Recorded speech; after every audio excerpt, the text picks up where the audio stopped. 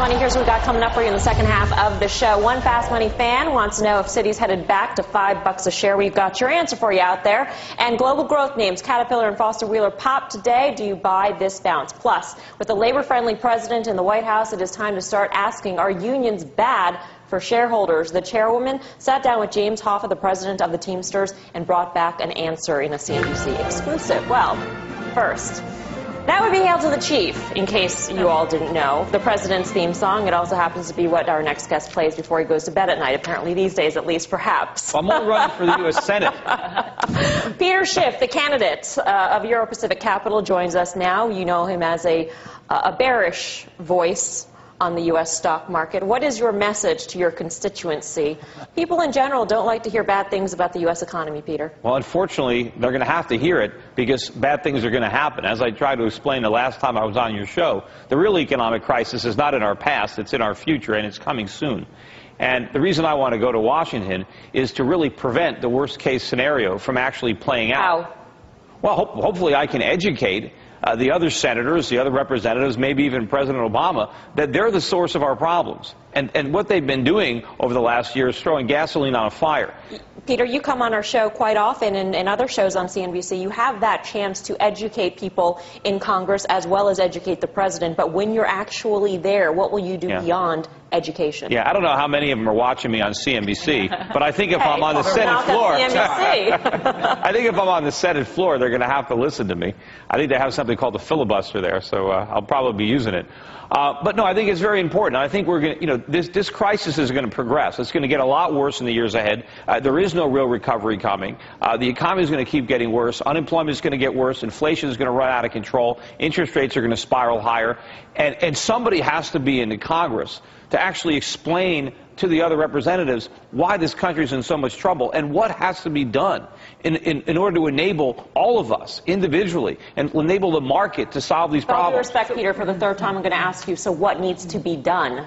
Well, what needs to be done, we need to shrink government instead of expanding government. Right? We need higher interest rates, not lower interest rates. We need Americans to save their money. We don't want to encourage them to spend more money. We want to pretty much get rid of consumer credit so that businesses can have access to credit. We want businesses borrowing money to make stuff and employ people. We don't want consumers borrowing money to blow it on consumption. And we certainly don't want to grow government. Government is enormous. The economy is in bad shape already. We can't afford trillions more in government spending. We need to do the opposite of what we do. We need to abolish government departments, shrink agencies, bring the budget back into surplus. Right. So where should interest rates be? Much higher. I mean, okay, look, what, 5? I don't know, but it's not up to me to decide. The market should decide, not the Federal Reserve. I know they shouldn't be zero. We have a nation where nobody is saving and everybody is borrowing. How can interest rates be zero? And when you have an artificial interest rate that's low, it distorts the economy. It creates malinvestments. It creates artificial booms that ultimately have to bust.